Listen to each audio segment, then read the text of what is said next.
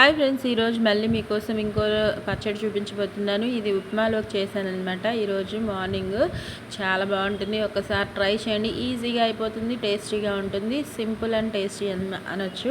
ఇప్పుడు process ingredients చూసేద్దాము. Short వీడియోలో చూపిస్తే మీకు ఈజీగా చేసుకునేలా ఉంటుంది కదా. ఇదిగోండి, ఎండుమిర్చి నేను ఒక 7 దాకా తీసుకున్నాను. మీ స్పైసీని బట్టి తీసుకోండి. జీలకర్ర 1/2 స్పూను, కొద్దిగా ఉప్పు వేసి మిక్సీ పెట్టేసుకున్నాను పౌడర్ లాగా. ఇంకా దొండకాయలు 3 దొండకాయలు తీసుకున్నాను. ఇలా పొడవుగా చాప్ చేసుకొని 3 దొండకాయలు 3 పచ్చిమిర్చి వేసుకొని, చింతపండు కొద్దిగా ఒక 1 స్పూన్ అంత ఉంటుంది వేసేసుకొని మెత్తగా పేస్ట్ లాగా మిక్సీ పట్టేసుకోండి.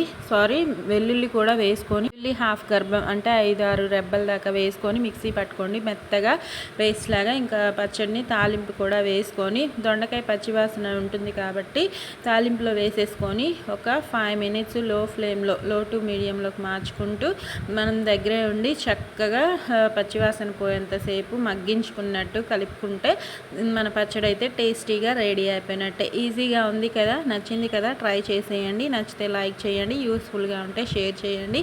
నా పచ్చడి అయితే ఉప్మా పచ్చడి అనండి, సూపర్గా ఉంటుంది. లాస్ట్ అండ్ ఫైనల్ నెయ్యి కూడా వేసి సర్వ్ చేశాను. యమ్మీగా ఉంది. నచ్చితే ట్రై చేయండి.